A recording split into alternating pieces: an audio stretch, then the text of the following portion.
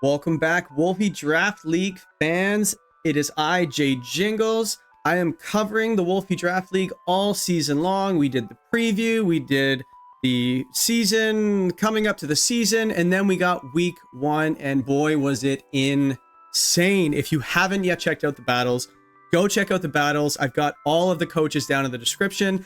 And also after that, check out my analysis of each match, following turn by turn what happened and what I would have done, because everybody wants to know what I would have done, not the players that are playing, of course not.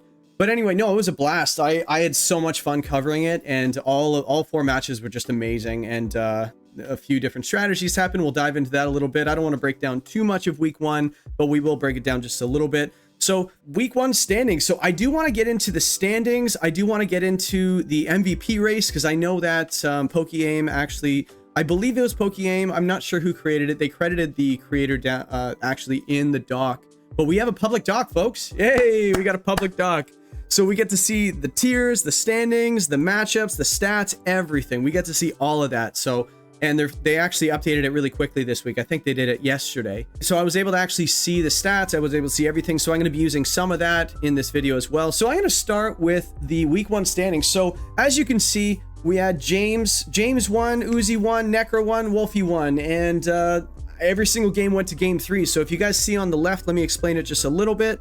So we've got, so we've got 1-0. So that would be the match win and match losses. So they're best of 3 sets. So I guess set wins. So for example, James won the set, so he's 1-0. The 2, they do have a point system. So based on how you win. So I think it's 3 points if you win 2-0. 2 points if you win 2-1, and if you get 1 point, or so if you win one of the 2 games and lose, you get 1 point, and if you get slaughtered and lose 2-0, you get no points. Correct me if I'm wrong, have a look at the doc yourself. I'll have a link down in the description, and you'll notice on the right as well, that would be game differential. So clearly we see 2-1, so that's the game, and then at the bottom you see 1-2. And that little bracket number right there is actually the Pokemon differential, so it looks like they do have that as a tiebreaker. I personally like that as well, because sometimes near the end of the season, especially with a short one, you usually like 7 weeks, I think they're doing here. Everybody plays everybody. And only 7 weeks. That's not a lot of time for the herd to kind of separate. So you're going to have a lot of ties, especially when only top 4 make playoffs. So you're going to have 4-5, for example, at the end of the season, and they might just be completely tied. So having the Pokemon differential is definitely great for doing that. If you're actually running your own draft league, I would recommend that. As many stats as you can just to separate the herd if it comes down to a tie. They actually are doing an MVP race, and it looks like they're just sorting it by kills. Whoever kills the most, it doesn't matter if they die or whatever it is, or faint, as Pokemon likes to say. So it looks like T-Tar just went absolutely off this week. So it only died once. It came all 3 games, but it was just an absolute menace in the 2 games that Nekkra won. It remained on the field as the week actually, or the match actually finished up. Primarina for Wolfe was great. It was actually probably the reason he won. Archuludon is just always a threat, 4-1. Then you have Toxtricity. Oh my goodness, if you didn't see this thing go off, holy crap. So if you guys look at this, they even have the points that they're worth. So T-Tar is worth 15 points, 16. Archuludon is 20 in the top tier, but Toxtricity is all by itself at 7. So Toxtricity is in the MVP race after week 1, and it was only worth 7 points. So that's just good drafting by Uzi. And then you see at the bottom, you got Orthworm there, which also did okay as well. 3 kills, 2 deaths. But I am actually going to go ahead and give my own MVP. So we have the MVP, then we have the MVP. And it's more of a joke than anything, because like whether or not it stood out or just something that pulled off a really neat strategy. So I 100% am giving the MVP for Mr. J Jingles here, Malamar. What an absolute unit this week, pulling off the topsy-turvy into the Dondozo strat, giving it -2 Omni Boost. What is it, an Omni Boost? Omni Detriment? Comment down below what we should call a negative Omni Boost. So you drop 2 stats and everything. What's it called? So contrary, negative, but yeah, come up with a name for it. Be creative, and you guys discuss it and let me know. Sounds good. But yeah, that's the MVP race. But yeah, definitely Malamar this week, and I'm really curious who it's going to be next week. There's always a different MVP every single week, especially when you have all the matches that we're covering. So, but as for the week 2 matchup, so if you look at your screen right now, We've got the Melbourne Rotoms versus the New York Mankeys, which is Aaron Cybertron Zang versus Shady.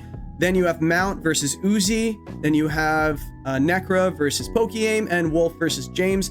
Again, I would say which one I'm looking forward to, but I'm looking forward to all of them. I think it's just amazing. But the one that I want to highlight here, Uzi versus Mount, and here's why it's exciting. So Uzi and Mount are both singles players, I would say almost exclusively. I think this is only, I was watching Mount's channel a little bit this week, actually, because we're going to be talking, me and him. And he's been, I think the only league he's ever done was SPL when he won it, which is insane. He ended up beating Aaron in the finals. And then Uzi, this is his first time. So everybody in this league, except for those two, and also Shady as well. I forgot Shady up there. Shady's, I'm not sure if he plays just singles, but I know he has dabbled a bit in VGC as well. So not 100% sure. Wish I was more prepared for that. But I am excited for singles versus singles.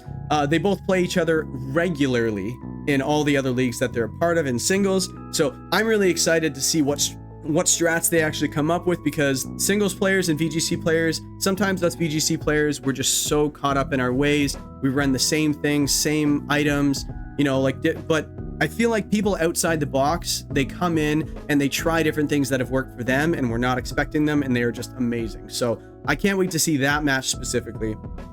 But, and then you have Wolfey versus James. They've definitely faced off before in VGC events at regionals and worlds potentially and stuff like that. So I'm not surprised. Yeah, it's definitely going to be a very, very good match.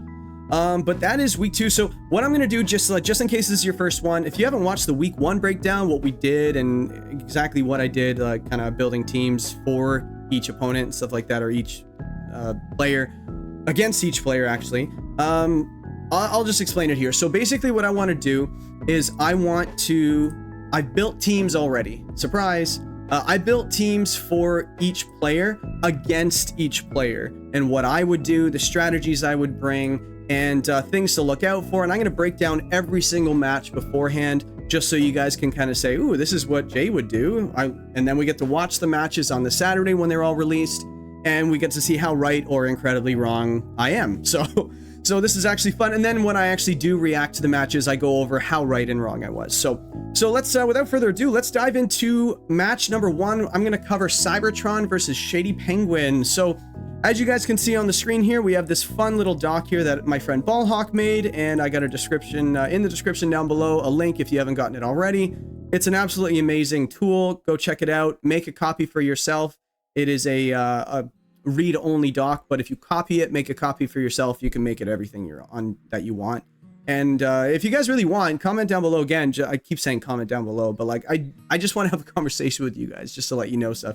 If you guys want me to break down how the doc is used, let me know. If enough people are asking about it, I will do a specific video on how this works and how you can use it to the most potential. So, but anyway, what you all came here for, the match breakdown. So Aaron's team. So we've got the Terra Dragon Dondozo, we've got Order Up, and Wave Crash and Body Press. The reason I chose Terra Dragon on this is because he's got no fairy types and no dragon types on the other side, and Dragon's just an amazing defensive type, resist the electric, resist the grass, and so on and so forth. And it's just a great typing overall, and not to mention it boosts the Order Up damage, just a snowball. So this is an attack boosting Tatsugiri, so if this thing just gets position, there's no stopping this thing. I don't care what Pokemon you have on your side of the field, unless you have Topsy-Turvy, apparently. So, and then the Tatsugiri has the Hydro Pump, Muddy Water. Muddy Water and Hydro Pump, the reason I have that, just in case of redirection is on the field, like the Indeedee there. And Wide Guard, so you have the single target just in case the Wide Guard is there on the Armarouge. But, and Draco Meteor just hits so hard, right? So I do have Life Orb just in case the Dondozo goes down and the Tatsugiri has a speed advantage, because his team isn't exactly the fastest. So if Turkram's over for whatever reason, Tatsugiri could just come in or just remain on the field and just start deleting things. So that thing, like, believe it or not, that 120 special attack, people always worry about the big fish. The little fish is a little scary too. So anyway, so there's that. The Wheezing Galar. So this is the interesting thing. Last week I chose Aaron to run the neutralizing gas Wheezing Galar, but this week I've got Misty Surge, and I think I made a comment, a little bit of a blunder in my season preview based on breaking down the drafts. And I was like, I don't think he's ever going to use Misty Surge. I don't know why you would ever do it. It only took me 1 week to realize that, yeah, I'm going to do it. And here's the application. So Misty Surge is to stop the burn on Ursaluna and the burn on your own Dondozo and to stop the expanding force. So there are 3 applications for this thing just to actually come into play, right? So let me see here. Dazzling Gleam for stab and KO the Scrafty, because I know that thing is a little bit of a pain. Yes, it's weak to fairy, like very badly, but if you don't have the fairy damage, it can just do so much damage as well, right? And just be such a pain to remove. Yeah, so we have the Dazzling Gleam for the stab into to KO the Scrafty. Taunt is great into Shady's team. We saw Nekkra actually use a little bit of taunt into his team, and it just forced him to switch out because a lot of things wanted to set up and do some status moves.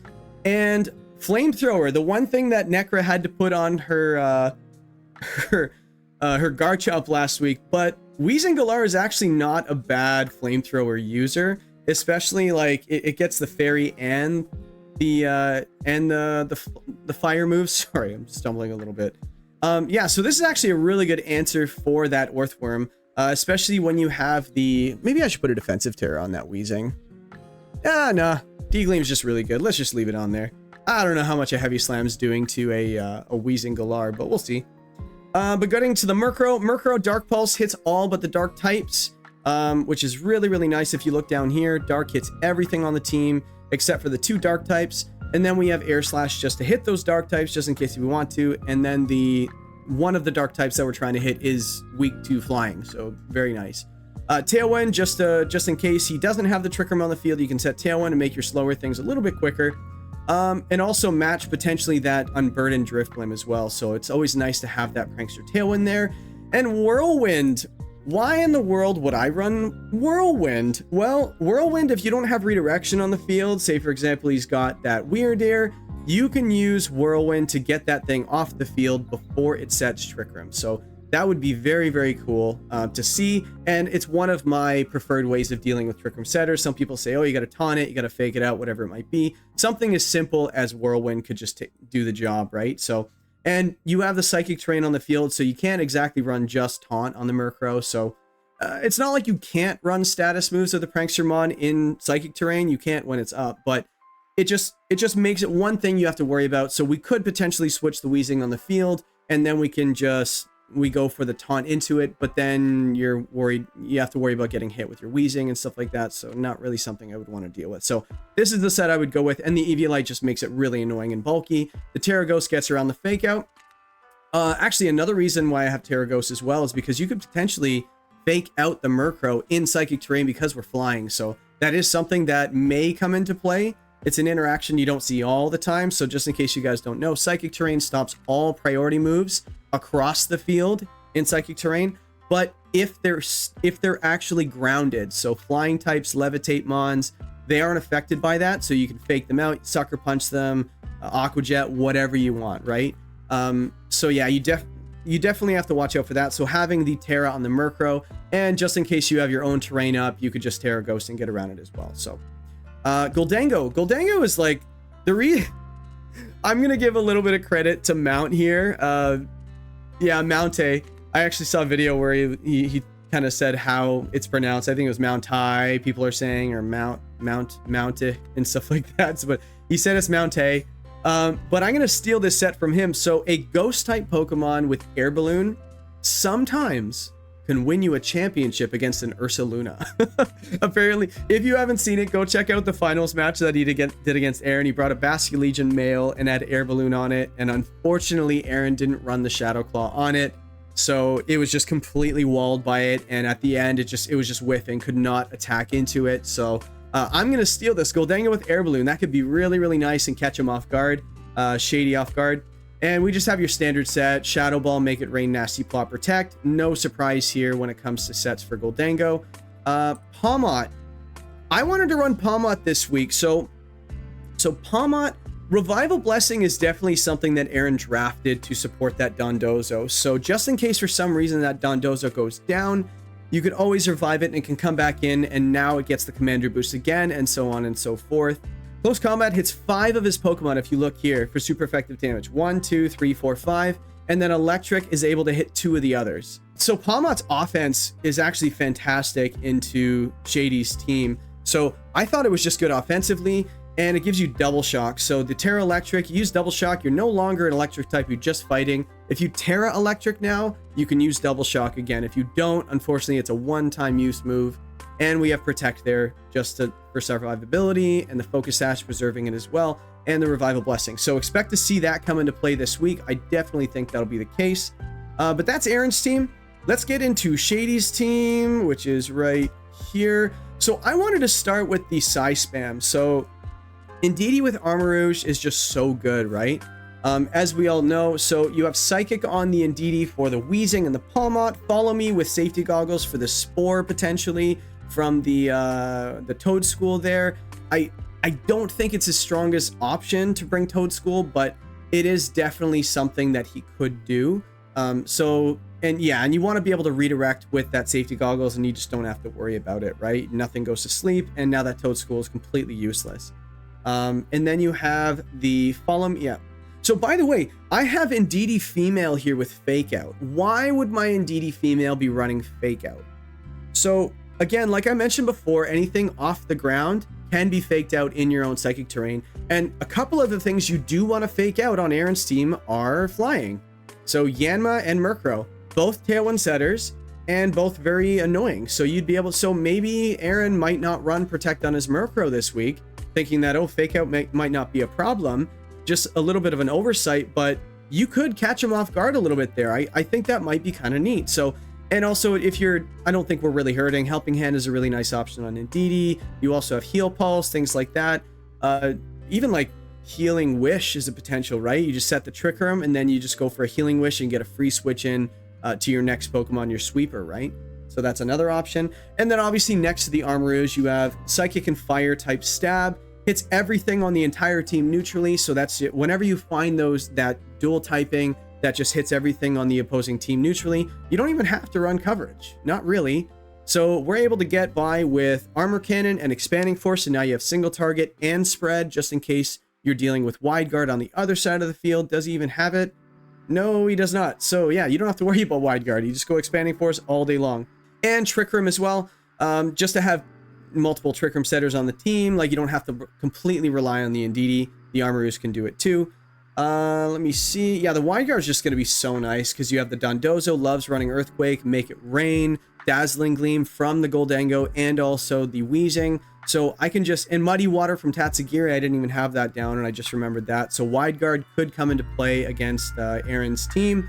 And then you have your Sweeper. So Ursaluna was set up so nicely in week 1 by Shady, and it just, unfortunately, it just kept on hitting Protects and Substitutes, so it didn't really get any kills. That's definitely one way to get around it. But yeah, the standard set, aside from adding Shadow Claw for the Goldango, unfortunately, if it has Terra Flying or whatever it might be, you might just whiff, so Shadow Claw is just a nice move into it. Yeah, just Facade, Headlong Rush, Shadow Claw, Protect. Aaron only has Redirection, which is the Toad School, so I'm not super worried about it. So just the single target moves, and this just covers it. I think I just got a little scared when I saw Mount's match versus Aaron last time, so who knows, right? Let me see. So we have Drifblim. So Drifblim, you gotta have answers for that Dondozo, right? Like, Dondozo Tatsugiri is just such a strong strategy. You have to have multiple answers for it, and if you don't, you're just asking for trouble, right? So we do have Haze and Will-O-Wisp on for the Dondozo. I think Haze is just safe in general. Dondozo, yes, it's gonna Wave Crash and just get around it, but if you have, for example, if you have a Tailwind up or you have Trick Room up, you could just Haze safely. Just be very careful, because who do you think Dondozo is going to target whenever that comes up? And then we just have stab damage. We've got the Air Slash and the Shadow Ball, and the Psychic Seed just for the Unburden boost. So just that way you have fast and slow mode on this team. Could be really nice. And one thing Dondozo does not like to see a lot of the time is a Fungus, or in most cases an Amoonguss. So usually when you see Dondozo Tatsugiri, Amoonguss usually hits the field, because like you have to watch out if it's Terra Grass or if it has Safety Goggles or whatever it might be. And then you could just deal with Dondozo very easily because it's the only Pokemon on the field. So that's that matchup. So who would I give the edge to in this matchup? Looking at the two teams that I built, I kind of like Shady's team, honestly. I really like Shady's team this week. I feel like if Trick Room goes up, this is going to be a tough go.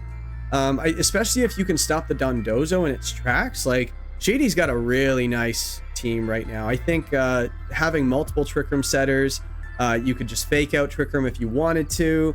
And then just having the offense. There's so much natural offense on this team, and also the threat of Trick Room. So you could even just go like Armarouge or Saluna as a lead or something, and then you just have the Indeedee to switch in, or you just set Trick Room and go for a headlong rush.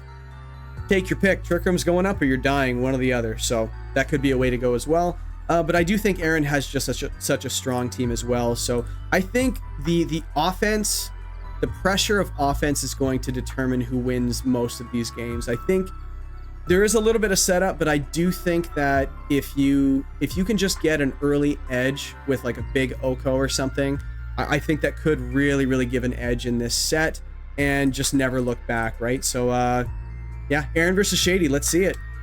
The next team I want to go over is Mountaih's team, and he is facing Uzi. So the singles versus singles. I thought both players played pretty well in week one. Like, Uzi definitely showed like a bunch of different ways to go. Game two got away from him a little bit, but Mount won game one, and then James just kind of VGC'd him at the end. But I do feel like it was just an unfortunate thing where like he had his Blaze boost on his Cinderace, and he had the Sun boost. Nothing was surviving that, especially when Trick Room ended. So I just do think he just kind of ran into like that Pokemon that just kind of ended up, you know, you set up your opponent's Pokemon for beating you. Unfortunately, that was just a really bad one. But I'm actually really excited about this week because both of these players bring things that are really interesting all the time. Like, I think Mount went for Executor last week, and it was Tailwind Sleep Powder turn one. Let's go, right? And then Uzi just went for the... What does he have? He had the Toxtricity with the Choice Scarf was going off, and the Malamar just to stop the Dondozo. It was just really awesome. I liked it a lot. So let's get into what Mount's going to bring. So the first Pokemon on the team, I think, should always be Ursaluna Blood Moon. It was his first round pick. It's just so strong. You have the Mind's Eye ability.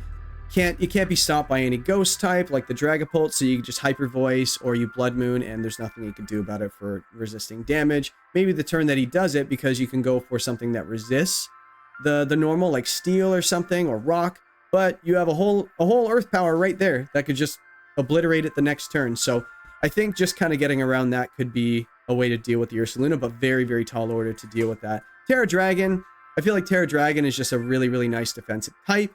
Let me see. It's funny because I was actually looking for somewhere on the I was looking for somewhere on Mount's team for Throat Chop, because one of the ways you can deal with Toxtricity is you Throat Chop it and then it can't use any sound moves, so no Overdrive, no Boom Burst, no nothing, right? So that could be a really interesting way of dealing with it, but unfortunately the only Pokemon on his team is Scraggy that gets it. And I had the Scraggy on there originally, and I'm like, I don't really know, like what are you intimidating on this team? I don't know. So it could work. I feel like you could intimidate a couple of things, but then you have to have a Scraggy on the team. Scraggy is great in some situations, so it might come. I just chose that it wouldn't come, especially just for Throat Chop. So, but we did the Ursaluna Blood Moon. Blaziken. We've got U-Turn for the Malamar. Bug moves make Malamar disappear. Flare Blitz and no fighting stab. So the reason I wanted to do Flare Blitz and no fighting, like close combat or whatever it might be, there's only one weakness to fighting, and fire already hits Berserker to begin with. So you don't necessarily need the fighting stab, especially when your opponent has to play around it, right? So you can run something like Knockoff just for the Dragapult, the Typhlosion, and getting that item off the Gliscor potentially, right? Oranguru, I do have Terra Dark Foul Play, because I think from what I remember from prepping in the past, a Dark type Foul Play always KOs Dragapult. I would have to check to see if it's a negative physical nature, to see if that still applies. So Terra Dark Foul Play should pick up that Dragapult, and that might be the way to go. And also having Terra Dark just to stop the Encore potentially. You do have the Mental Herb on there as well, but if it's knocked off or whatever it might be, you can go Terra Dark and no Fake Tears, no nothing from that Whimsicott just to get around it. So it's a nice tool to have, and it resists the Dark. It doesn't resist the bugs, so watch out for that Araquanid. So I also have, let me see, Raichu. Yes, Raichu is going to make an appearance. I think I mentioned in the draft breakdown that I was like, I don't really get the Raichu. Why don't you just go for the Alolan one? Well, Here's the thing. So we do have an electric type. You're not really protecting anything from electric moves other than just neutral damage, but getting a special attack boost on that Raichu could make it really annoying to deal with. And I also didn't think he had anything else for the Araquanid on the team. So having Lightning Rod for one of Uzi's favorite Pokemon in Toxtricity, and also being able to hit that Araquanid really hard back, I thought could be really good. And Focus Sash gives it a second life when it's facing that Araquanid, because it will surely delete it with a Liquidation because it's just so strong with Water Bubble. And you could catch something off guard as well. Terra Ice, Terra Blast. So usually on your Focus Sash Mon, I wouldn't say you Terrasilize it a lot unless it's majorly offensive, like a Sneasler or something, like Terra Stellar or something. But Terra Ice, Terra Blast should delete that Gliscor. So I like to personally have answers for everything just in case. The likelihood of him bringing Gliscor is almost irrelevant. If he does, or he's thinking something differently, you do have to still have answers for it. I would never just leave something uncovered or unchecked just because you don't think they're going to bring it. I've heard post-game conversations saying, that was stupid. Why would you bring that? Well, you lost to it. That's why you brought it. So there you go. So that's the Raichu.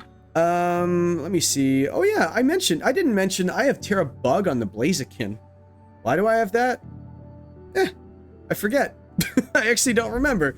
Like, well, let me see. Let's actually investigate this really quick. Why did Jay have Terra Bug on here? Let me see. So it's still weak to the flying. Oh, resistant to ground. That's probably it. Yeah, that's probably what it was. I don't remember. I have notes here, but I must have forgotten it. Hey guys, I built 8 teams yesterday. Come on, give me a break. But anyway, so we got the Torkoal, one of the main points of the team when he drafted it. I still think Torkoal's very good this week, but I don't think it's super great when it comes to Eruption, setting Trick Room, things like that. So I do think Torkoal is very, very good with the Eject Pack set. I know that Joe UX9 and also Marco Silva was using a Pokemon like this just for support. So you have Helping Hand, just in case Trick Room's not up. Not many people expect Helping Hand on Torkoal, but we do have the Overheat. So just in case, he actually doesn't even have Intimidate on this team. So that's another reason why it would work really well. You just come in, get an Overheat off. It's bulky enough to survive a hit or two, but a Sun boosted 130 power stab attack just into something could just delete something, even resisted. So that could be really nice. And then you get a free switch at the end of the turn because Torkoal's so slow, right? And if just in case Overheat, you've already, say you're -2 at the end of the game and you're not willing to Helping Hand, Yawn could literally win you a game. Yawn could win you the game, and we do have Protect on a few different Pokemon here, so you go for a Yawn, then Protect. Now they're asleep, guaranteed turn asleep the following turn, and you know, a couple of turns, maybe a double up will just take care of it, so that could be really nice. And then to finish off the team, we have Illumise with Covert Cloak to get around the Fake Out from the Berserker. And let me see, we've got Tailwind for Fast Bear option and Blaziken, the Fake Tears next to the Ursaluna, and potentially the Raichu. So Raichu's special attack is not super high, but -2 special defense could be the difference. Same thing with Torkoal. Just in case there was something that you're just shy of picking up with the Overheat for whatever reason. Say you find out that Assault Vest is on something and you normally would have picked it up. You could just go for a Helping, you can go for a Fake Tears and now it does pick it up. So that could be really nice. And Illumise is just a great Pokemon. So I've got T-Wave spam on there. You can hit basically the entire team with it. Let me see. So Skiploom, Berserker, Gallade, Typhlosion, Araquanid, Whimsicott, Dragapult.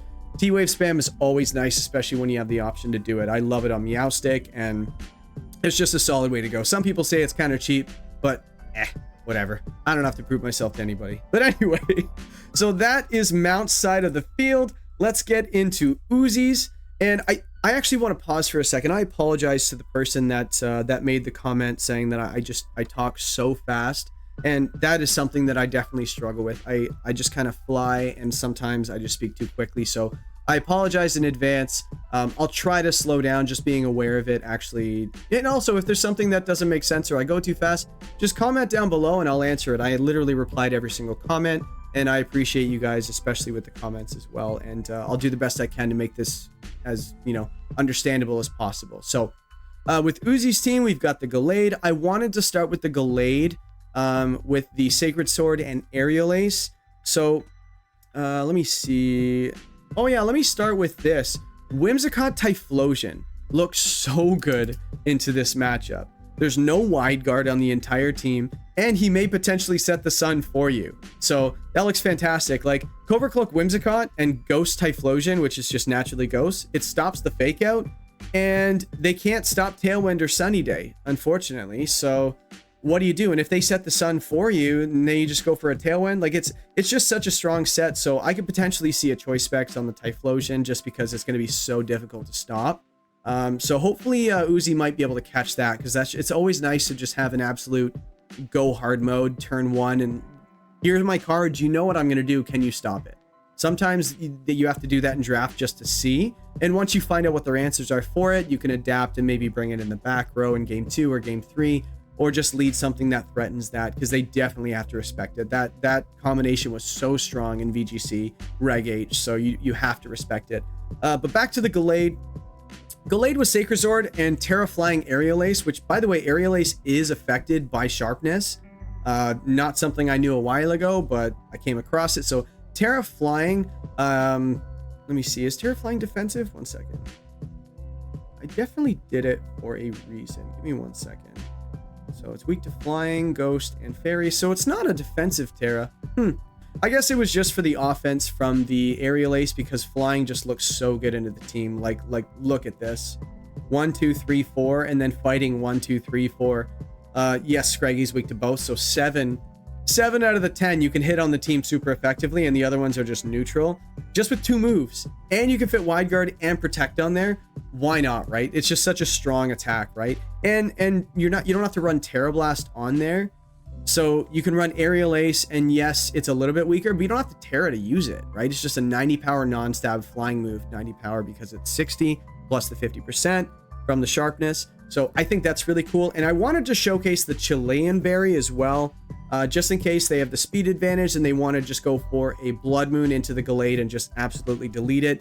Chilean Berry is not a resist berry because there's nothing weak to normal, but I guess they thought that the normal type was being left out on the berry front, so they gave it its own berry. So this thing should survive with Chilean Berry when it comes to the Blood Moon, and that might actually catch Mount off guard. I know that Mount likes running Chilean Berry against things like that, so maybe he's ready for it. Who knows? But you got to have your Gallade answers. So Araquanid, the reason I have Araquanid, by the way, I went over the Whimsicott and the Typhlosion already. Pretty standard Whimsicott, Tailwind, Sunny Day, Encore, Moonblast. And then the Covert Cloak, as I mentioned, it's not going to be Terra Grass. It'll probably be just Terra Fairy just for damage. We just change that. And then we've got the Typhlosion with just the fire moves, which just go so hard. And then the Shadow Ball just for coverage as well. And I do believe that both of those types hit everything. We see, so we got Blaziken and we've got the Torkoal. Yeah, so fire hits everything, and then Ghost hits the things that resist fire. So why not, right? Not like you're already locked into a move anyway with a choice item, but whatever. So Araquanid here. So I have Araquanid on here with Assault Vest. And you're probably asking, Jay, why in the world do you have Assault Vest on a Pokemon that has 132 special offense? I don't know, because I wanted to. It basically makes it unkillable against the special threat. So that's the thing. So you have an Ursaluna Blood Moon, you have a Torkoal, you have a Raichu. I guess you watch out for Volt Tackle. Special Blaziken came last week, and then the Araquanid, then the Executor. There is a position where you could set up this Araquanid where it is completely unkillable. You just take out the physical threats, and then this thing could just 3-hit KO everything until the end of the game, just because its special defense is so freaking high. We're talking like, what, 225 special defense? That's insane. So you just max the HP stat, max the defense stat, or the attack stat, and go from there with the Water Bubble Liquidation. By the way, I've got Mirror Coat on there as well. I've never run Assault Vest Araquanid before, but Mirror Coat just is not a move that everyone's super familiar with. It's literally the counter to counter. No, that's a bad way of putting it. It is the special version of the move counter. And if you don't know what counter or Mirror Coat are, it just returns back double damage if it hits you with that type of move. So if it's a physical move and you use counter, based on what number of damage it does to you, it just does double back to them. Mirror Coat does the exact same thing. So if you're about to take like a T-Bolt from the Raichu or a Blood Moon from the Ursaluna, you have enough HP, you'll take enough damage, and then you use Mirror Coat and just delete it back, especially if it's like, say, for example, Terra Dragon or Terra Grass or something, and you don't want to hit Leech Life, because that's the thing about Araquanid. It hits so hard with Water Bubble and like the water moves. It doesn't hit so hard with the bug moves. Its attack is only 70. I think whenever I face this thing in draft, I'm like, watch out for the water moves. Oh, but you're weak to bug. I don't care. It doesn't really hit that hard with bug moves, so I don't think I really care. I usually ignore it unless it's quad. Super effective, like for example the Executor. But if I had an Oranguru, I just would not care, which is why I have Terra Dark on there, because who cares about the bug moves from this thing? It's just not hitting hard at all. But yeah, so that's the Araquanid. The Gliscor I have on here, I wanted him to bring it last week. He didn't bring it last week. I hope he brings it this week. I think this thing's really cool. You do have Intimidate with the Scraggy on the team, so you could run Hyper Cutter potentially. You do have the other two abilities which could work as well. But I thought that high horsepower, dual wing beat, and knockoff hit 8 of the 12 Pokemon super effectively. Wait, is it 12? 1, 2, 3, 4, 5, 6, 7, 8, 9, 10, 10. Why do I have 12 here? Hold on a second. Whoa, what's going on here? Hold on. Flying, 1, 2, 3, 4. And then we got ground. Hold on, so ground, flying, knockoff, flying, no, flying, ground. Okay, so it is 8 out of the 10. It hits super effectively with these 3 moves. So I think this is great, especially if you put Life Orb on it and you have Hyper Cutter. This thing just might have a hard time going down. I do think you do need the damage boosting item because the attack stat is so low. But if you're hitting things super effectively, like neutral damage, obviously with that attack stat isn't great, but if you're hitting thing at double damage, could do the trick. So I can see Gliscor being very hard to take down. Maybe invest a little bit in special defense, or maybe a light screen up, or whatever it might be, or some snarls, struggle bugs, whatever you want. But that defense stat is just so high, so I could definitely see it popping off. And then we've got the Malamar. I do want to see it again. We don't have the Topsy-Turvy because we're not facing a Dondozo or a major setup team, but I do think Malamar does have a place. I think that whenever you're facing a hard Trick Room team, you need to be able to stop it, play in it, or reverse it. So this would be the reversal. So we have the Araquanid to play in it, depending on what the matchup is in Trick Room. If you don't like it at all and you really want to go off with your Gallade or whatever it might be, you do have the Malamar to reset the Trick Room as well. And just in case you're about to go down, Destiny Bond has caught people off guard before. I have personally been caught with Destiny Bond. It's not fun. You set Destiny Bond right before you go down. They just pick up an easy KO and you pick up the full health Pokemon that just KO'd you. Could win you the game. You never know. So I do think that's really nice. And then Superpower just for obviously the snowball effect. I do think fighting looks good into Mount's team. And then knockoff just for stab damage. So a knockoff is just so good for utility. So maybe a set like this, you can build more bulky because the Superpower is more so just a snowball. You use it more than once. The knockoff is just to make things as annoying as possible.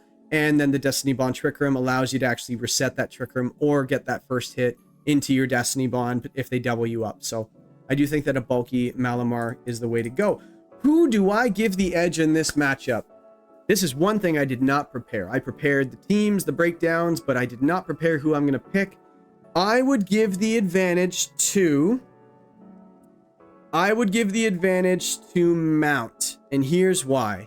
I've been watching too much of his content and too much of the SPL when he was playing it. That guy was absolutely amazing that season, and just I think week 1 might have just got away with it from him. I do think that Mount's just an incredible player. Uzi's a great player too, but I don't know, maybe it's just like the hype. I just watched a bunch of content from him, so I'm going to give the edge to Mount, but I do think that Uzi is just an incredible player as well, and he's also enjoying VGC so much. Like, you watch his last video, the absolute joy from this person winning that game. Like, it just brought a tear to my eye, actually watching him just enjoy himself, and just, you know, it was just a great experience. So go check it out if you haven't, the Uzi match as well. But yeah, watch out for Mount this week. That guy, he's hungry. He's hungry. So next match we're going to get into is Nekkra versus pokeaim.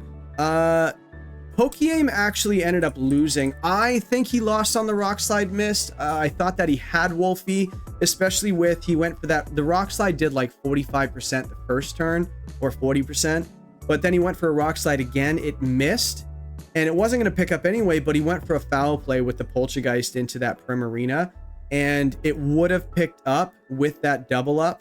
And it just missed on that Rock Slide. And then Primarina just completely destroyed him. So unfortunately. And also, Wolfey and me, we have something in common, me and this guy. We both decided to Rage Powder in the situation against 2 grass types. Not our greatest moment in VGC. I was yelling at the screen, you got a Rage Powder, you got a Rage Powder. And a friend of mine was watching my reaction going like, Jay, you idiot. and I didn't even notice it, and I got a little bit reassured that it was a fine play because Wolfey rage powdered, and I'm like, see, that's what you do. Wolfey did it, and we both made mistakes, so so me and Wolfey are the same in every way, right? Just because of that. But anyway, that's enough about Wolfey. Nekkra versus pokeaim. Nekkra ended up winning with a special Garchomp this week, which just proves that she is able to completely go out of think outside the box when it comes to finding answers for your opponent's strategies and things like that. So I was not expecting it. Shady was definitely not expecting it, and I was a little surprised at the damage it was given out too. And sub, that just, especially with the sand chip and things like that, she ran the Sandvale version rather than the rough skin, so it was just like 1/16th, 1/16th, 1/16th, 1/16th, and then just Garchomp not taking any damage really put in the work this week. It was a really cool strategy, and I thought I was pretty correct on a lot of the teams she brought too. I think I was one wrong on the Fletchender. The only thing she brought that I didn't think she'd bring was the Garchomp. Yeah, I didn't think she'd bring the Garchomp that week, but she did, and it won. So this is what I think she's gonna bring.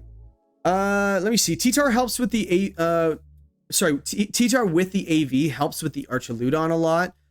Terra Blast because pokeaim has no fairy resist, so Terra Fairy being a nice defensive Terra for T-Tar into those fighting moves, because I know that a lot of the fighting moves are going into that slot last week.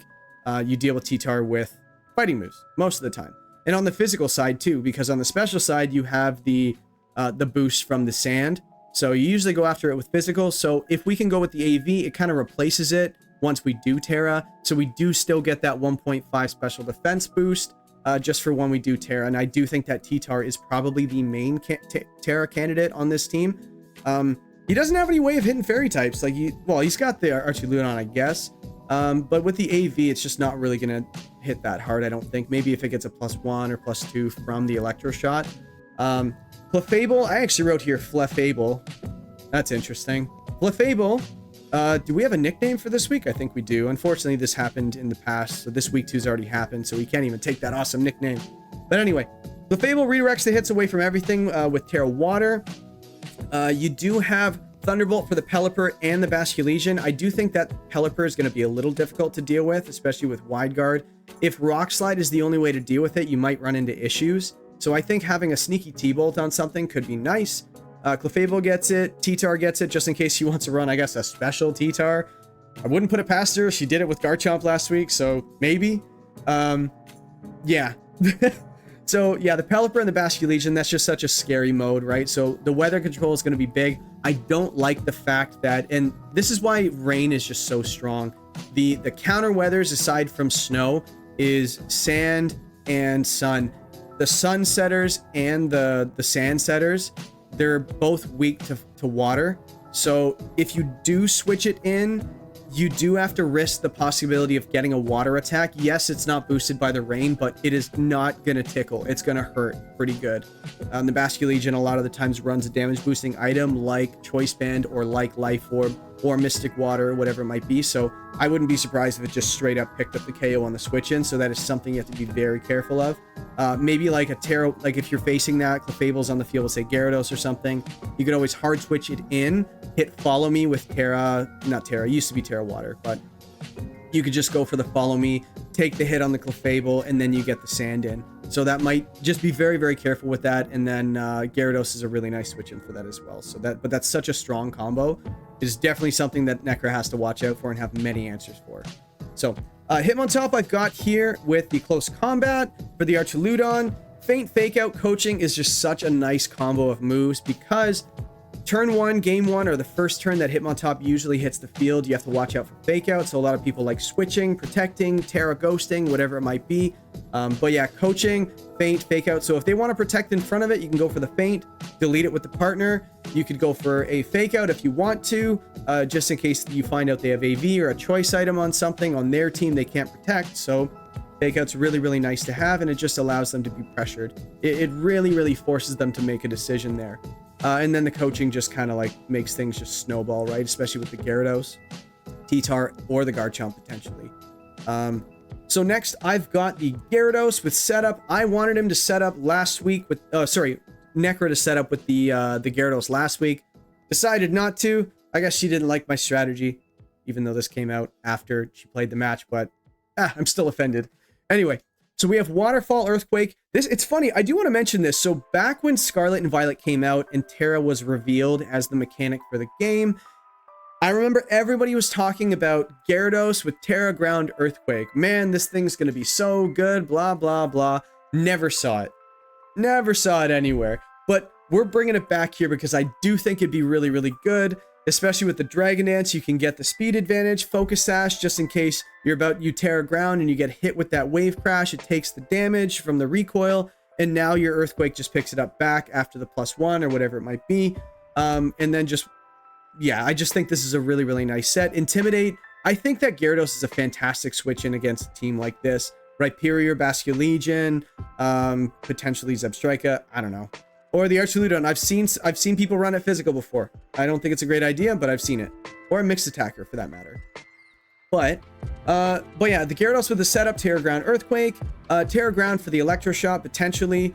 Next to the Rotom as well. I think Earthquake works really well on this team next to the Rotom, and you also have Protect a couple of different places as well, just in case.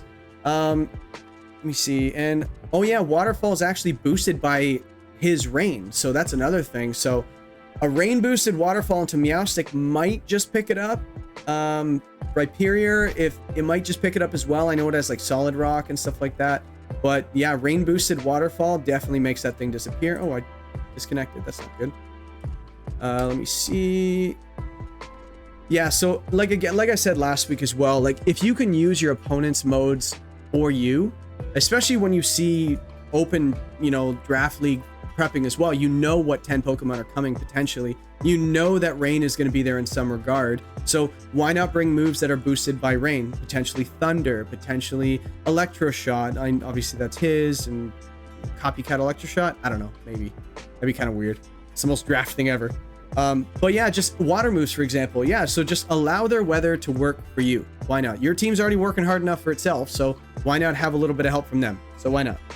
Rotomo, again, I do think Rotomo was good for Nekkra last week, so a little bit of disruption and a little bit of offense. So we've got the Eerie Impulse, the Will-O-Wisp, just to deal with both sides of the spectrum on the physical side and the special side. I do think it's a great switch-in for a lot of things too, resisting the water moves, the ground moves, and it's just super tanky to begin with. So you could take a hit and then just give a hit, or just disrupt with Will-O-Wisp or Eerie Impulse. Could win you the game. I do have Discharge as well, just in case you have a little bit of a Disquake mode with Gyarados, Rotom. You could go for the Earthquake, Terra Ground, and you go for the Discharge. Into a Rain team, I do think that Disquake is really good. Just watch out for the Pelipper with the Wide Guard. That would just completely stop both of those. And yeah, I also don't like you running Discharge with a choice item. That way you're locked into it. So this Rotom can switch moves if needed. Terra Electric just makes it so it has no weaknesses with the Levitate ability, and it is already electric, so it boosts that Discharge even further. So I like that a lot. Alchemy, I do have the Choice Scarf on there. Why did I think this was good? Choice Scarf Decorate. It's just a way of getting just instant offense. So Gyarados, a lot of times you want to set up with a Pokemon, not particularly Gyarados. In this instance, yeah. But it just gives you the option to just get a +2 right off the bat and just start going for damage. I wouldn't recommend, obviously, going for the Earthquake next to it, but I do have the Terra Grass on there, so a +2 Earthquake, if you're resisting it, it might be pretty good, right? But a Decorate just could be great, or you can go for a Dragon Dance and a Decorate. Say, for example, he leads a little bit passive. He wants to lead with the Pelipper and potentially like a Poltergeist to get Trick Room up or something. That's the way he wants to go. You can just go for a Decorate and a Dragon Dance. Now you're +3. Best of luck, right? So, and we have the Dazzling Gleam just for stab damage. I think Fairy looks great into his team. He has no resist, so D-Gleam just looks great. You can potentially run a Terra Fairy just for straight damage. And Alchemy's base special attack is really strong, so it's not going to tickle. It's going to hit pretty hard, so... And then you just have Energy Ball. I do want other ways to be able to hit that Basculegion and that Rhyperior. Those things could get out of hand quickly, so you definitely want to watch out for that. So I think I used to get Thunderbolt, actually. Alchemy, I used to get Thunderbolt in Generation 8, and I think they took it away.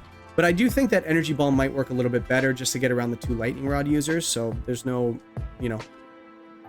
Oh yeah, you do have Sap Sipper on the Zebstrika, so I guess at your own risk, right? But I don't think you're switching in a Zebstrika on an Alchemy just to watch out for the energy ball. So, but maybe on the Rotom, the Leaf Storm. So I do think that Zebstrika could potentially come as well now that I think of it. So, but anyway, that's Nekkra's team. What did I put on pokeaim's team? So we've got, wow, Rain, can you believe it? I think Rain looks really good. I think that's a mode that a pokeaim might be able to play. So I always start my teams with Meowstic. I think Meowstic is one of the best Pokemon in Draft League. It just does so many different things. It's so good. And here's why. You guys saw it in week 1 against Wolfey. It was just on the field all the time. Setting Rain, setting Light Screen. It just does so many things so well. Faking out, and just a little bit of damage into super effective Pokemon or just weak Pokemon. It just can pick things off. And sometimes people attack around it. You want to get rid of this thing quickly. So I think Wolfey targeted it down knowing how annoying it could get. And I think that led to him winning, which is really nice. So we do have Fake Out, Rain Dance, Psychic Thunderbolt. We have Rain Dance for additional weather control like I like to run. You have the Pelipper for the switch in Drizzle to get the rain on the field. And we have the Rain Dance just to manually set it up. So you have a couple of different ways of setting it. You don't have to bring one or the other. You could just lean on one of them or both if you choose. Let me see. Then we have Thunderbolt to catch the Gyarados off guard. That's the other thing. So quad weaknesses. She's got a few of them. You got Rock over here. You got Ice over here. Fighting over here. Rock over here. Electric over here. Yeah, I said Rock twice because she has 2 quad weaknesses to Rock. So, but I do think that Thunderbolt could put in a little bit of work. I don't think it picks up unless you invest in it because Gyarados has a really high special defense stat. But it might, like, say it takes, you know, a little bit of chip. She switches it in on like a Wave Crash or something. And it does a little bit less than half or whatever it might be. Great switch in for it. And Meowstic could just pick off the Gyarados. It is a little bit faster naturally, so that could be a really, really nice move on it. Could catch people off guard. Archuludon, nothing crazy here. We got the Electroshot, Flash Cannon, Draco Meteor, pretty standard. Terra Fairy is also pretty standard with the Assault Vest. I added Dark Pulse on here just because the Houndstone, I just realized as I was building, I have nothing for it. Houndstone is pretty good, especially if you're not ready for it. It's just kind of sitting here at the end. Sorry, I don't know what the perspective is. Over there or over there, depending on how Future J puts the camera on this video. But anyway, yeah, you definitely want to be able to deal with that Houndstone. I think one time I actually ran into a Choice Band Houndstone, and it was just a little scary. Got out of hand, so I wanted something for it. Leave me alone. But anyway. So that's the Archuludon, nothing crazy. Basculegion, you want to talk about nothing crazy? This is literally a set that wins regionals. So Wave Crash, Flip Turn, Last Respects, Aqua Jet, Revenge Killing with Last Respects, Flip Turn for just getting in and out, pivoting, and you have Terra Water to just make the resisted hits not feel resisted. So very cool. The Greninja I've got here just for water damage. It's potentially really good. It's just so fast. It's the fastest thing in the actual matchup. So, and it was the only ice coverage I could realistically put on this team. I know there's a little bit other places, but I wanted to put it here. And additional speed control with the Icy Wind. So, and not to mention, we ran into this with the Cinderace in week 1. Sun boosted, Blaze boosted because it was running Focus Sash, the Pyro Ball, and it was just doing so much damage. Well, kind of another way you can run it is Greninja with Water Pledge. It doesn't get anything else. Like, I didn't want to run Muddy Water. Why did I not want to run Muddy Water? I probably should have. We got Water Pledge on there. But yeah, if you can think of why I would have run Water Pledge instead of Muddy Water. Maybe the accuracy. Yeah, that sounds like something Past J would do, for sure. Anyway, Water Pledge, Rain boosted, Torrent boosted, and it's just so naturally fast. This is going to just hit so hard. It might just give you the damage you need. Terra Ghost gets around the Fake Out, and Icy Wind just for the speed control, like I said, and then Protect on your Focus Ashmon is always nice. Then we've got the Pelipper. Pelipper, again, pretty standard set. Weather Ball, again, I think I ran Weather Ball last week on one of my sets for one of the matchups, because Weather Ball was able to, if they change the weather, you get that stab of the Weather Ball. So being able to have a rock type base 100 move into that Scyther, into that Fletchender, into potentially a Terra Flying T-Tar, or another Terra that's weak to rock, or something that just resists the Hurricane, right? You just want to go for a rock move. It just hits neutrally into a few things, or you don't want to miss. You could just click Weather Ball, and it's just really nice. Wide Guard is really, really nice. Wide Guard and Tailwind on the same Pokemon are just so nice as well. So it's just a little bit of support. And Terra Electric just for a nice defensive Terra. Because electric moves are very scary into Pelipper, just in case you didn't know. Next we have Rhyperior. Rhyperior showed up last week as well. And I know pokeaim leaned on it a bit. I don't know if I actually had it. Did I have it on last week's team? I don't remember. Someone fact check me. But I do think it's potentially really good this week with the Lightning Rod, because I do see the Rotom Mow there, and that it just looks pretty decent into most things. It's just so bulky and so disruptive, and it just kind of wants to be on the field quite a bit. So you know what? Having the Lightning Rod in this situation, yes, you can't hit it with a ground move, but you can hit it with Ice Punch. So I do have Rock Slide and Ice Punch. They hit the entire team neutrally. I talk about this all the time. If you can find 2 moves that hit everything neutrally, or even 3, it could be really nice for you, and it just allows you to just hit consistent damage, and you don't have to worry about switch-ins. You just use it, and it's usually neutral for the most part. I've got Heavy Slam because I hate Clefable. I hate Clefable. Sorry, let me rephrase. I hate facing Clefable. I hate facing Clefable because it's so good. You don't know what it's going to do because its move pool gets that Gen 1 privilege. It gets so many different moves. It gets special, pretty much every special move you could ask for. A bunch of really nice moves, and it gets the best move in the entire game, Follow Me. So yeah, Clefable. So you definitely have to have answers for it. And Rhyperior is just super, super tanky and super, super heavy. So Heavy Slam should be 120 power base move, or base power move into Clefable. So that would hit really hard. So just get rid of it. You do have the spread damage just in case, but Clefable does get things like Energy Ball, and I don't think it gets water moves. Like, I think it gets like Chilling Water or something, but I wouldn't worry about that. But so anyway, so that is it for that matchup. Nekkra versus pokeaim.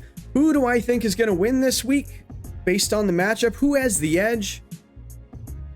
I don't know. I just think that Wave Crash from Basculegion in the rain is just so strong. It's so strong. There, I think I even started the team with like an adaptability Basculegion, and I was just like, that could hit super hard too with like a Choice Scarf, and I changed it just because like I think I'm okay with because like, how do they stop your Swift Swim? They switch in, or how do they stop your rain? They switch in the T-Tar. Well, I don't even really care. You switch in, I'm just gonna delete it anyway when it switches in, because Wave Crash is already hitting it so hard. You can't Terra on a switch in, at least not in the anime.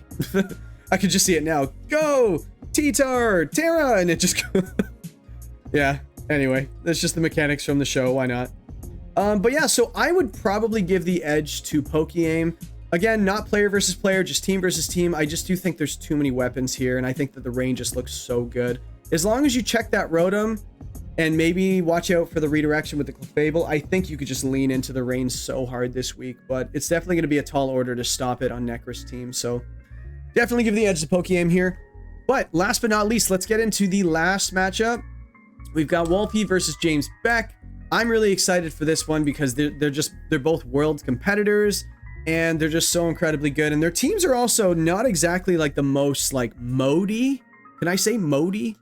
Like, obviously you got like the rain boosted Basculegion with the Arch. You have the Sand with the Garchomp and the Houndstone.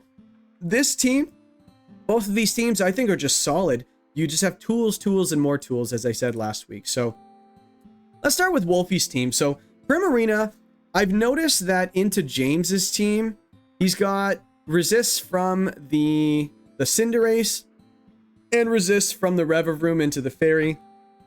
As long as you check those two things, why not just go for Terra Fairy Specs D-Gleam into that team? They can only defensively Terra one thing. In Team Preview, you're going to find out if Cinderace or Revavroom even show up. And you'll have the open Terras. So if you don't see Fairy Resist, which I think you will because James is a brilliant guy, you could always just delete those things or just find answers for those things and then just bring in the Primarina late, or just lead it and go for Tailwind and just start D-Gleaming.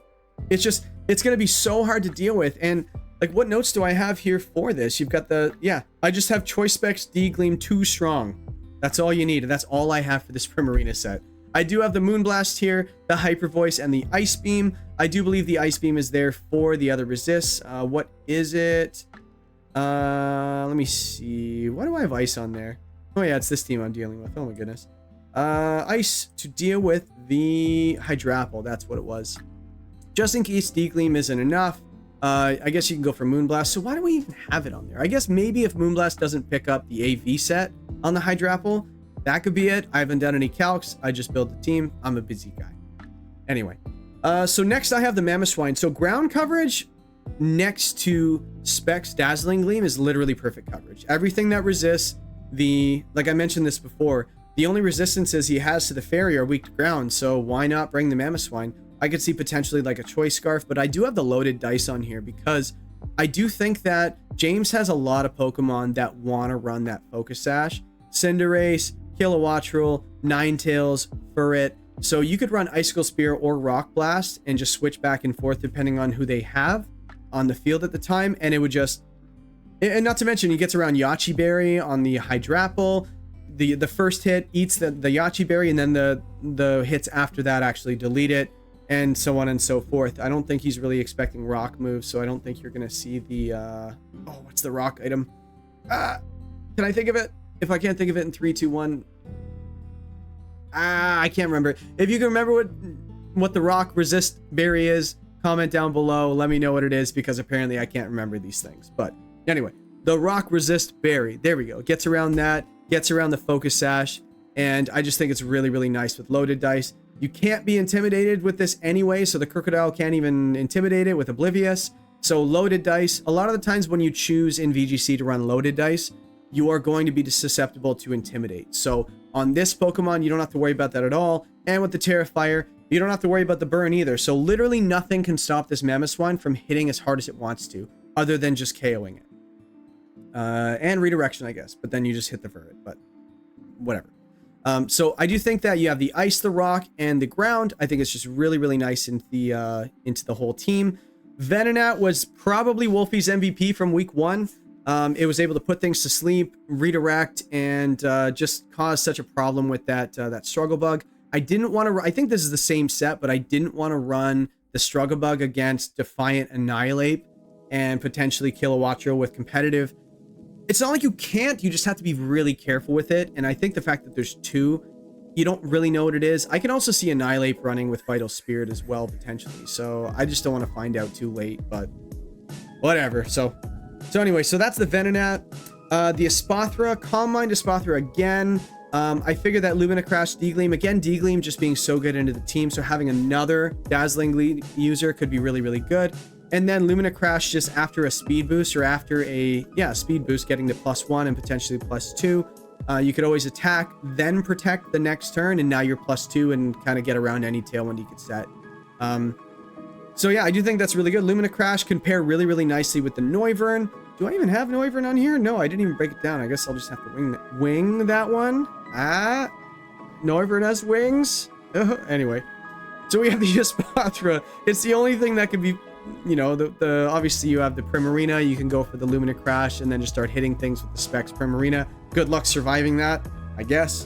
But next we have the Trevenant. I've got the Trevenant on here. So Woodhammer and Rock Slide hit all but the Revavroom neutrally, but we already have the Mamoswine on here as well that could hit it. So just definitely be careful of that. I also don't think your Trevenant is the only way you're hitting that thing anyway. So sometimes you're not going to be able to hit something on the team, but that's why you have 6 Pokemon and not 1. So I do think that's good. Will-O-Wisp helps against the Revavroom as well and can burn any other physical attackers on the team.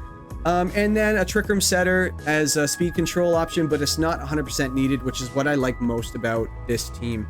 It doesn't need Tailwind. It doesn't need Trick Room.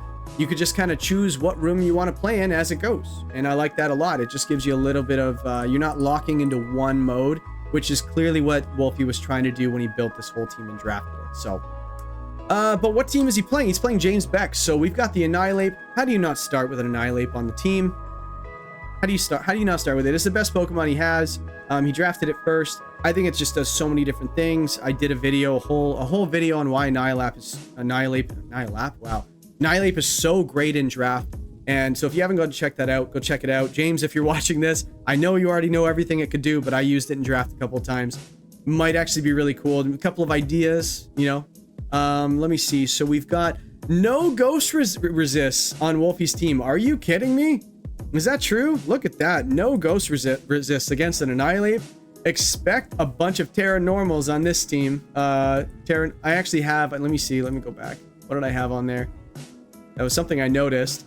You've got Terra Normal on the Trevenant, and I didn't have Terra Dark on anything because it also is weak to the fighting, so I didn't want too many of those. But yeah, Terra Normal on the Trevenant could be what the doctor ordered. You just go for Terra Normal, you take the Rage Fist, whiff, and then you go for a Will-O-Wisp into the Annihilate if it's not running Lumberry, or if it's not running Terra Fire, you could just do that. Now Annihilate just doesn't hit as hard as it wants to. But let's look at this team. So Assault Vest. So the reason I have Assault Vest is to help against the Noivern matchup, the Glamora matchup, and the Prim matchup, because the guy that just built the other team that we were just talking about thought that D-Gleam looked really, really good.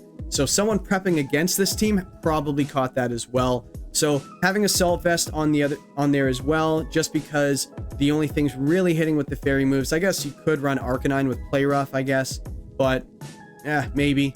Potentially, I wouldn't put it past Wolfe to do it. I just don't know what a non-stab Play Rough is doing to your Annihilate. So, but just in case we do get hit, say we don't want to take any damage, you have the Terra Steel there, which I think is really, really nice.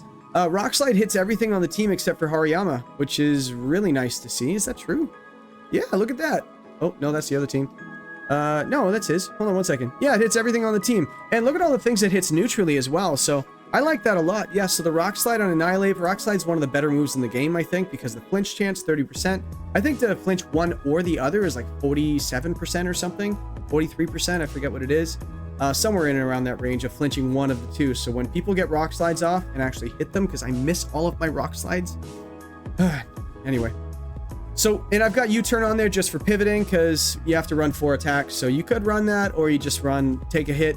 And not to mention Rage Fist, actually. So the cool thing about Rage Fist is it actually stacks up. As we know, Rage Fist, every single time you get hit, it adds an extra 50 power to the attack, right? What happens if you switch Annihilate out? Well, your Rage Fist boost still applies. So when it comes back on the field later, so if you go for a really slow U-turn, take a hit, take another hit, you U-turn out, the next time your Annihilate comes in, you can just start Rage Fisting right away. You don't have to worry about getting hit. It's not a 50 power move, it's a 150 power move. Could just win you a late game, could be really nice. I do want James to get this off the Icicle Spear to boost the Rage Fist into the Annihilate. Again, you don't have to run the loaded dice on this set because even 2 hits makes this thing really strong. On average, you're going to hit 3 anyway. So it makes it a 200 power move if you get 3 hits, and that's enough for me. So Blizzard and Icy Wind just for damage, and then the Aurora Veil because it wouldn't be a Ninetales set without the Aurora Veil. Kilowatt Troll, just a standard set with Tailwind. Like, there's nothing really to write home about this. You've got the Covert Cloak to stop the Baek out, Tailwind, Air Slash, the 2 stabs with Thunderbolt, and then Protect just to get around it. And I do have competitive on there just in case Wolfey accidentally activates that with the Intimidate. So the thing about facing teams that have Defiant, a lot of people in draft and VGC, I guess, it's becoming a little bit more common now with Incineroar, but running an Intimidate user with a Mirror Herb. So I like it because you get a +2, they only get a +1 because you lower their attack by 1. Then they get the +2 from the Defiant, so they're only +1. The thing is, with a Mirror Herb, you take that boost, but what happens if you accidentally intimidate the competitive mon? Now you get a +2 special attack. If you're a physical attacking Arcanine, now those boosts are no good to you. So that's the reason why I don't think Wolfey's going to run the Mirror Herb. He could if you time it right, but... Or you could run a mix set. I wouldn't put it past him. Wolfey's done a lot of weirder things than that on his team. So weird as in good. No disrespect. But no, I think mixed attackers on Arcanine is probably one of the few you can actually do it on successfully because they're both very good. But yeah, so watch out for that competitive and watch out for that Defiant. Revavroom. The reason I have Revavroom on here for James is it's the best answer for Primarina. So I have Gunk Shot on there just because you could probably spec, like, I think Wolfey's going to spec it to survive a Poison Jab, maybe with a boosting item or something, but I don't think you can get it to spec a Gunk Shot from a Revavroom. I don't think so, unless you go Defensive Terra, whatever it might be, maybe Terra Poison, but I think you might be able to get a quick KO in like a Game 1 or a Game 2 before you see the Revavroom. Just delete that Primarina. Yeah, I just got to hit your Gunk Shots though, unfortunately. 80% or 85%, that's yikes. Steel Stab hits the Glamora and the Mamoswine, so I really liked... Normally Steel and Poison aren't great offensive types, but against Wolf's team, it hits just what you need to hit. A lot of the stuff that I didn't already have answers for, like for example, the Mamoswine. Yes, the Revavroom matchup into a Mamoswine is not great because you have to watch out for the deletion from the ground moves into it. But we have a defensive Terra in Terra Fairy, and we have Clear Amulet, so we can't be intimidated as well. So you might just be able to KO it back, especially after getting a Shift Gear off, gives you a +2 speed. Now you can just Iron Head it and maybe get some flinches and so on and so forth. Let me see, the Crocodile. I hope he brings the Crocodile this week. He didn't bring it last week. He ended up winning, so what am I going to say? Crocodile is really nice because with Breaking Swipe and Snarl, you can drop both stats. And Wolfey doesn't have the competitive or Defiant on his team, so you can go for Breaking Swipe or Snarl interchangeably, just like whenever you want to use them, whenever the situation calls for it, you can just do it. And the Assault Vest just... Oh, I have 2 Assault Vests on here! Oh no! Oh no, what do I do? This is embarrassing. I got my face. Stupid validator. Anyway, let's just take that off there. So, you could always run like a Choice Scarf or anything if you wanted to, so just ignore that. And you don't have to run AV with 4 moves. You could always run it something else. Run like... I don't know. Overcloak? No, we already have that. Darn. This is the first time this has happened. Oh no. But anyway, so you could run the AV on the Crocodile or the Annihilate. I'm not going to take points for the AV if they have it the end of this week because I got it on both. It's kind of cheating. So anyway, just for the scorecard. Sorry, guys. But you have the Earthquake for the stab. Just hits everything really, really nicely. You're able to drop both stats, like I said. Earthquake and Knockoff is great coverage into the team, and I'm just going to ignore the fact that I said it has AV for survivability. I actually think one of James's best Pokemon, the Cinderace was clearly the MVP to win his week 1 for him, but the Blastoise was so good for him. It was such a great switch in. The Muddy Waters were doing just an annoying amount of damage to the other side. Again, it's not super strong to begin with. I think it's what, 85 on the offense. Where is it? Why do I not have it here? The heck? Where is it? Team stats. There it is. Let me see. So we got the black, yeah, 85 special attack. So it's not going to hit super, super hard with the Muddy Waters. But again, it was just doing just enough. He didn't miss any of them, I don't think. He might have missed one near the end, but I noticed he hit a bunch of them. And it's only 85% accurate too, so I'm surprised he hit them all. But I think I was alluding to that while I was watching the match. I'm like, is he ever going to miss one, or is he just going to hit every single one of them? He also didn't miss a Pyro Ball either, so sometimes you hit him, sometimes you don't.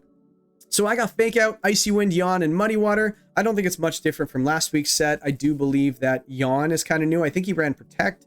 Leftovers just keeps it around a little bit longer. And again, this thing is just meant to stick around and being as annoying as possible, getting accuracy drops, putting things to sleep, and just speed control with Fake Out. So I can see this switching in and out just because it's so defensively tanky. So, and that is the last match. So who do I think is going to win said last match? I'm going to go ahead and say Wolf Glick.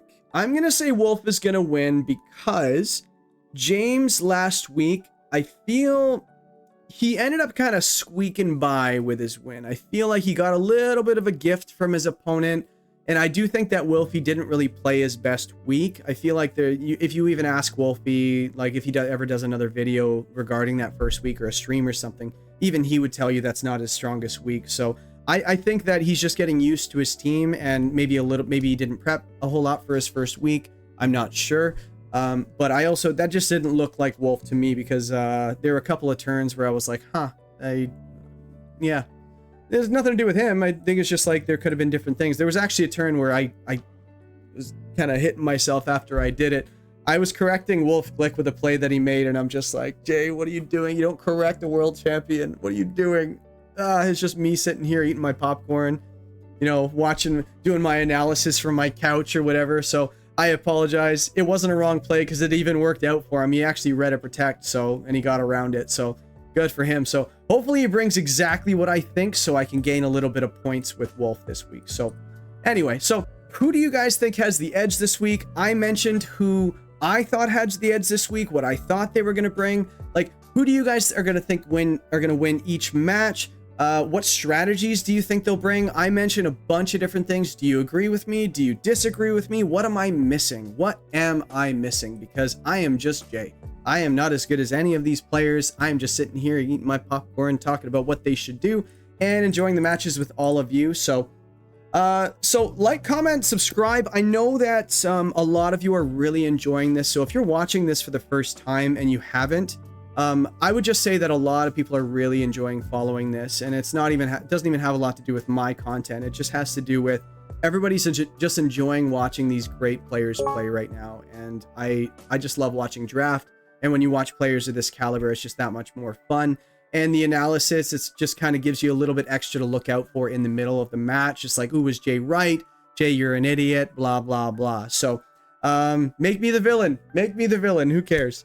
I just have fun with it anyway. But I do want to take a second, and just before we end off here, I want to thank everybody. Like, the comments have been so supportive. Like, I feel like I just want to talk to all of you right now, because like, you guys are all commenting saying, go Jay, your content is just so much fun. I can't wait for this league. Keep it up, things like that. And whenever I see one of those things, it just puts a smile on my face. So thank you very much. And it's going to be a good season. It's going to be a long one, and we're still in the early parts of it. So tune into the next one. So this is the recap video for week 2. I am Jay Jingles. Like, comment, subscribe if you like it. If you don't, you don't have to come back. You're not forced to. Just click on something else. But no, come back. Come back. No, please come back. So yeah, I guess that's it. So I will catch you guys in the next one. Tune in. I believe they're releasing the games on Saturdays. I'm going to be watching. My Saturdays are really busy. I like to record all of them just from scratch. I don't like knowing what's going to happen. So everything you guys see is completely organic. So anyway, so I'll see you guys on the weekend, and catch you in the next one. Peace.